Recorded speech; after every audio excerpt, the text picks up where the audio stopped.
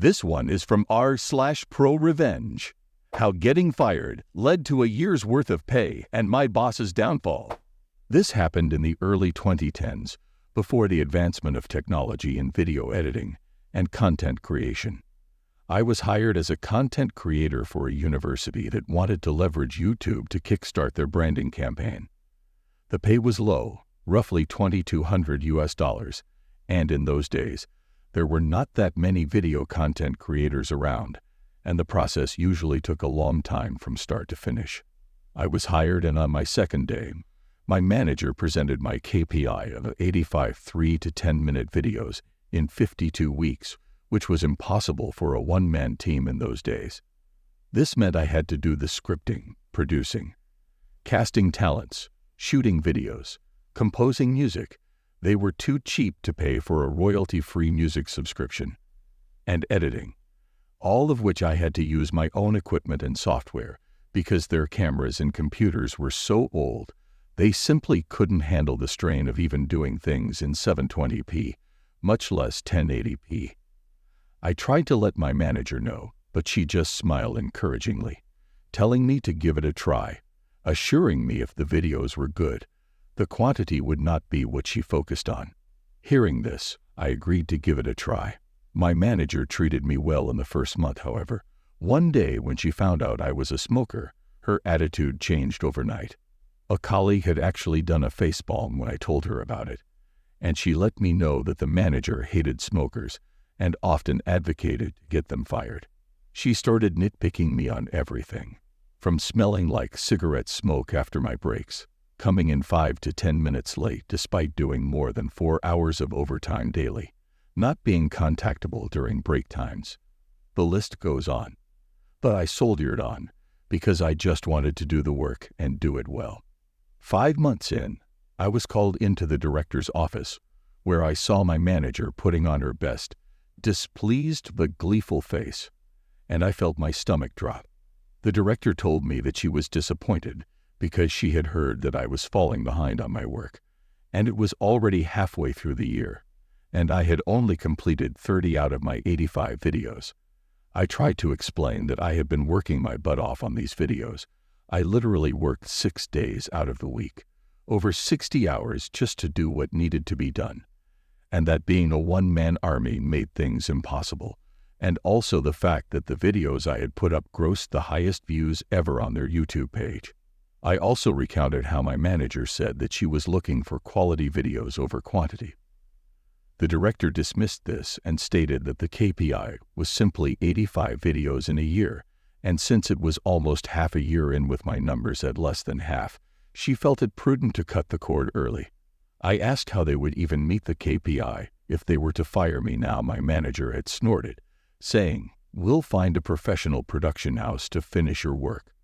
The director had given her an odd look, but nodded in her support nonetheless, telling me, "You don't need to worry. Manager will get the job done." That was when a light bulb went off in my head.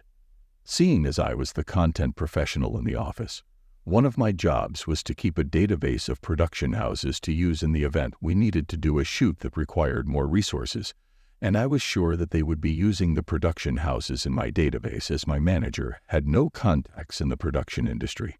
So I changed the contact numbers and messed up all the emails on all of the entries except one. The one, I had a friend working as a junior director, not an assistant director, but a director assigned to smaller video projects. I gave him a call and told him of my plan, and sure enough, within 2 days, they were called to come in to pitch. I told him that I had a plan that was a win-win for us. It would instantly help him and put him on the fast track to a director position by bringing in that much business to his production house, and it would also benefit me financially. I would teach him exactly how to pitch to win over the boss and the director, and in turn, his company would pay me a standard finder's fee of 15%. He agreed instantly and immediately put me on the line with his general manager, who, upon realizing this was to be 6 months of work for a high 6-digit payout, instantly agreed and drew up a contract. As it turns out, after I gave them a metaphorical step-by-step playbook, they were the perfect fit, somehow understanding the needs and style of the university as well as the sort of themes the university wanted to feature. The director and my former boss were amazed that my friend's production house was so familiar with their content that they signed them up on the spot. Now, even back then, using a production house back then was not cheap.